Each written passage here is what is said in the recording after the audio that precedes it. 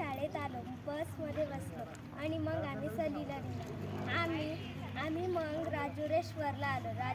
राजुरेश्वरला आम्ही गणपतीच्या मंदिरात आलो. तिथे एक घंटा होती. ती घंटा पहिले बाजीराव पेशवे यांनी 1758मध्ये त्या मंदिरात बांधली होती.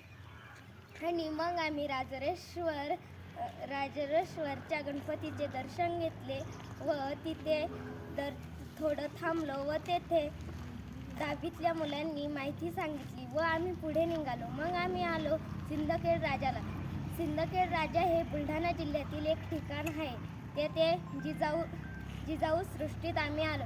तेथे श्री माता जिजाऊ यांची मूर्ती होती व 12 जानेवारी 2025 रोजी बनवलेलं लखोजीराव जाधव म्हाळसाराणी यांचं असं भव्य दिव्य शिल्प देखील होतं व राजमाता जिजाऊ शिवाजी महाराज यांचे देखील तिथे काही शिल्पे होते व आम्ही राजमाता जिजाऊ यांचा राजवाडा बघितला. त्याला नारळाचं तोरण बांधलं होतं आणि त्या तोरणात कमळाचे फूल देखील होते आणि ते नारळ 14 होते व कमळाचे फुलं 13 होते आणि प्रत्येक नारळाला आंब्याची पानं होती व तेथे लाकडी दरवाजा देखील होता.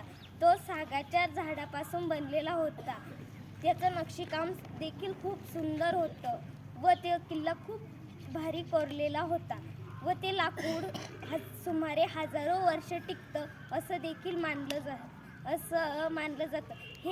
हे मला देखील माहिती नव्हतं. ते योगेश भागवत नावाच्या एका माणसाने माहिती सांगितली. त्या माहितीतूनच मला कळालं.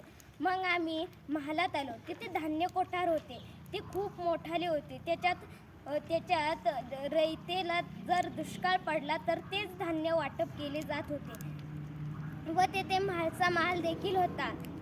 श्री लखोजीराव जाधव यांच्या धर्मपत्नी म्हाळसाराणी यांच्यासाठी तो महाल बांधला होता.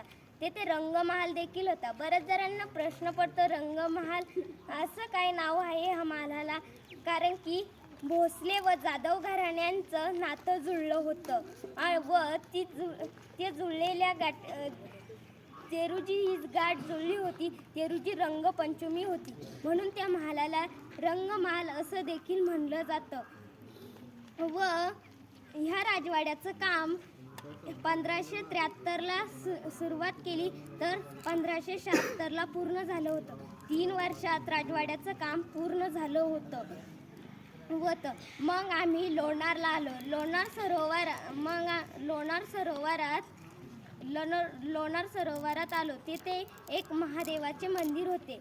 आम्ही त्या मंदिरात पाया पडलो व आम्ही लोणार सरोवर पाहिले.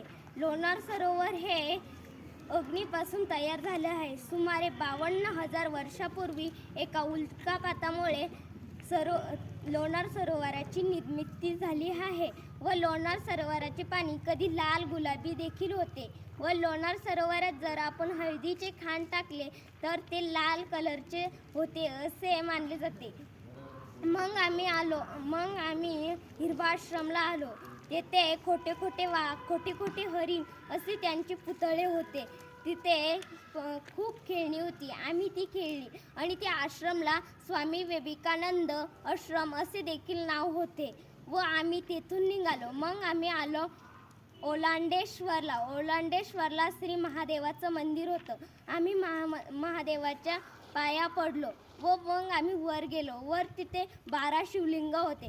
त्या 12 शिवलिंगांची मला नावं माहिती आहे, ती मी तुम्हाला सांगणार आहे. पहिले शिवलिंग सोमनाथ, दुसरे